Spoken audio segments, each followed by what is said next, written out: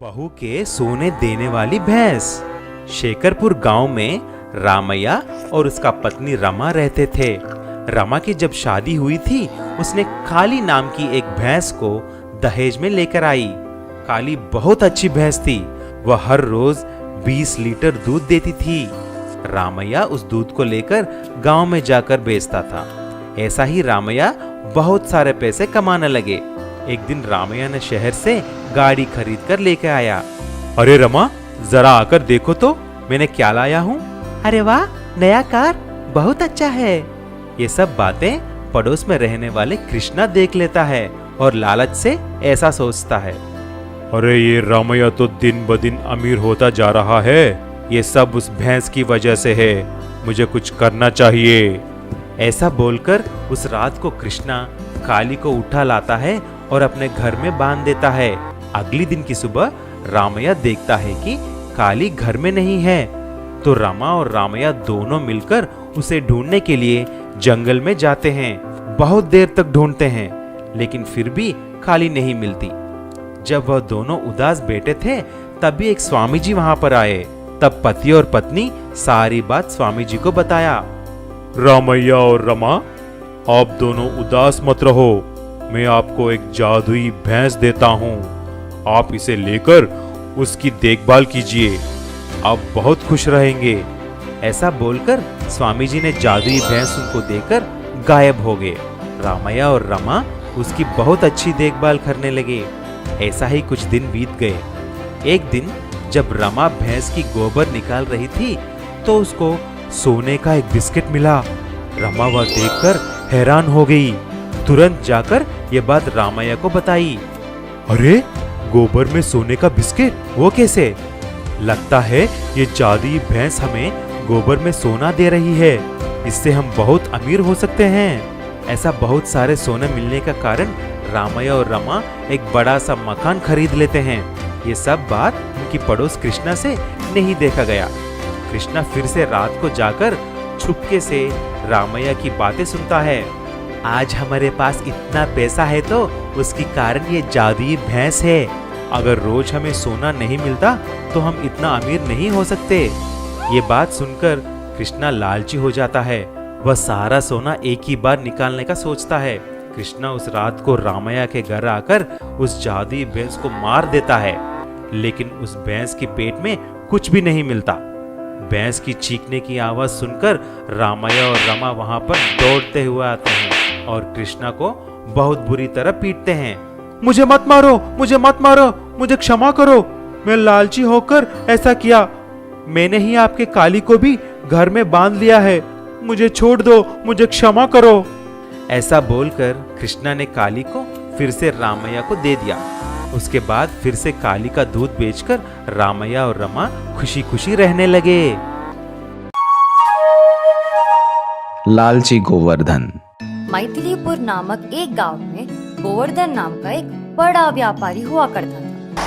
वो दाल बेचता था। गोवर्धन की दाल पूरे जिले में बहुत मशहूर था और गोवर्धन के पास 4 ट्रक ड्राइवर काम करते थे। ट्रक ड्राइवर सब के सब कम पगार लेकर गोवर्धन के पास काम करते थे और गोवर्धन से पगार बढ़ाने के लिए पूछने से ही डरते थे।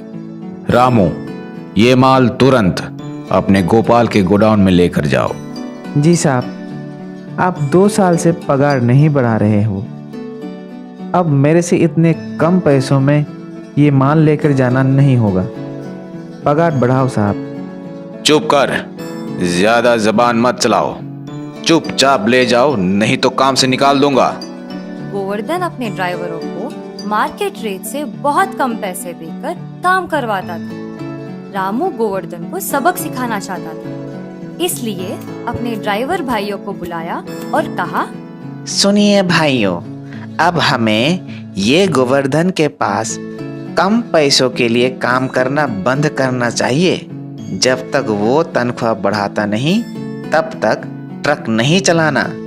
ये बात सुनकर ईश्वर ने कहा, नहीं रामू, गोवर्धन बदमाश आदमी है। ऐसा करने से वो मुझे काम से निकाल देगा।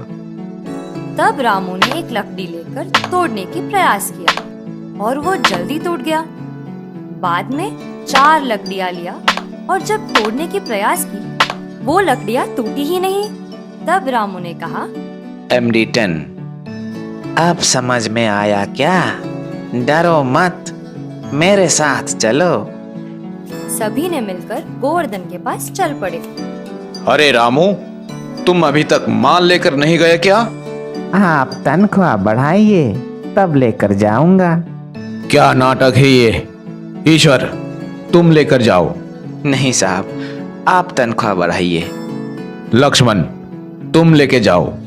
नहीं साहब। सुरेश, तुम लेकर जाओ। नहीं साहब। ढोलकपुर गांव में सुशीला नाम की एक औरत हुआ करती थी। सुशीला को कोरोना से बहुत डर था, लेकिन अपना बेटा राजू की शादी शुरू से ही तय थी। इस वजह से राजू की शादी लॉकडाउन में ही करवा दी और दहेज के रूप में 1000 N95 mask, 100 litre sanitiser bottles, 100 gloves और 50 PPE किट मांगी थी। बहू, मुझे 2 ग्लव्स, 1 मास्क और 1 पीपी किट दो। मैं बाजार जाकर शॉपिंग करके आती हूँ। ठीक है माँ जी। सुशीला ने PPE सूट, मास्क, ग्लव्स सब पहनकर बाजार जाने के लिए तैयार हो गई। ये देखकर बहू हंसने लगी। माँ जी, आप तो मुझे एक एस्ट्रोनॉट जैसे दिख रही है। बाजार को जाने के लिए इतना तैयारी है राम। चुप कर, तुझे क्या पता कोरोना कितना भयानक है। ऐसा बोलकर डरते हुए बाजार की तरफ चलने लगी। बाजार में सभी लोग सुशीला को देखकर हंसने लगे। बाजार में भीड़ देखकर सुशीला को चक्कर आने लगा। अरे बाप रे बाप, इतनी भीड़! क्या हुआ इन पागलों को? कोरोना से इन लोगों को बिल्कुल डर नहीं है। सब के सब मरेंगे देखो। तभी बाजार में कुछ लोग खांसने और छींकने लगे। ये देखकर सुशीला बिना शॉपिंग किए घर लौट आई। ऐसा कोरोना से डरकर हर 1 घंटा में 2 मास्क चेंज करती थी और हर 5 मिनट को सैनिटाइजर इस्तेमाल करती थी। सोते समय भी मास्क नहीं निकालती थी। ऐसा हर रोज करते करते दहेज में दिया हुआ पूरा सामान अकेले ही खत्म कर दी। बहू, जरा तेरे मायके से फिर से सैनिटाइजर, मास्क वगैरह भेजने के लिए बोल दो। अरे माँ, उसे सैनिटाइजर कहते हैं, सैनिटाइजर नहीं। इतना सारा सामान भेजने के लिए बहुत खर्चा होता है। आप जरूरत के हिसाब से इस्तेमाल करें तो ये कोरोना का सामान 2 साल तक पूरी परिवार इस्तेमाल कर सकती है। सुशीला नहीं मानी और बहू ने अपने मायके से फिर से कोरोना सामान भेजने के लिए खबर भिजवा दी। थोड़े दिन के बाद सुशीला के हाथ जलने लगे और हाथों का रंग बदल गए और सांस लेना भी मुश्किल हो गया। तुरंत ही सुशीला को डॉक्टर के पास ले गए। आप सैनिटाइजर और मास्क ज्यादा इस्तेमाल करने से आपको ये समस्या पैदा हुई है। आप सैनिटाइजर इस्तेमाल करना कम कर दीजिए। घर में जब आप अकेली रहती हैं, उस वक्त आप मास्क निकाल दीजिए। देखिएगा, जल्द ही तबीयत सुधर जाएगी। इस कहानी से हमें ये शिक्षा मिलती है कि जरूरत से ज्यादा कोई भी चीज उपयोग नहीं करना चाहिए। मीना वर्सेस शीतल। जमीनपुर नामक एक गांव में मीना नाम की एक लड़की पैरामाउंट कॉलेज में पढ़ाई करती थी। मीना दिखने में ज्यादा आकर्षक नहीं थी और सभी स्टूडेंट्स मीना को काली बोलकर चिढ़ाते थे। मीना की क्लास में शीतल नाम की लड़की बहुत सुंदर दिखती थी। एक दिन शीतल अपने बर्थडे के दिन नए सिल्वर वाले गाउन पहनकर कॉलेज को आई। सभी ने शीतल को देखकर ब्यूटीफुल, सुपर, ऑसम कहने लगे।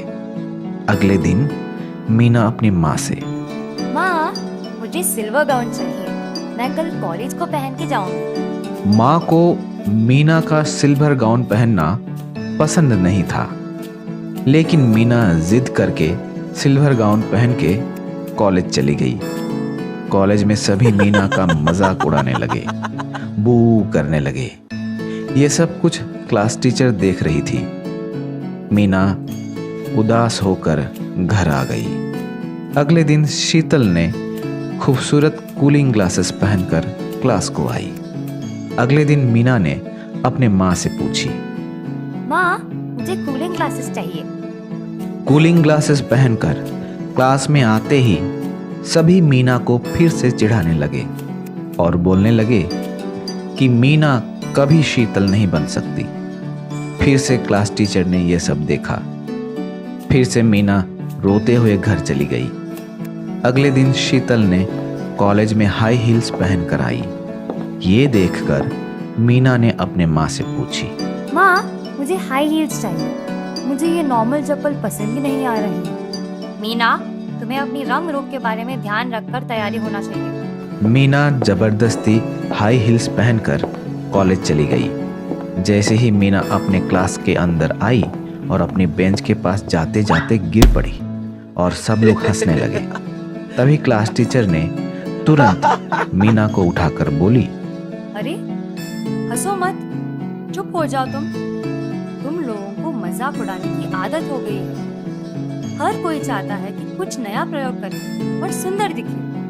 मीना भी कुछ ऐसे ही प्रयोग कर रही थी और उसे प्रयोग करने की अधिकार है, लेकिन तुम्हें उसे इस तरह हर रोज चिढ़ाने की अधिकार नहीं है। उसे अपनी जिंदगी खुल के जीने दो। चाहे तो उसे प्रोत्साहित करो, मगर चिढ़ाओ मत। टीचर के बात सुनकर सभी ने मीना को सॉरी बोला और मीना ने टीचर को देखकर स्माइल की और अपने दोस्तों के साथ खुशी से रहने लगी।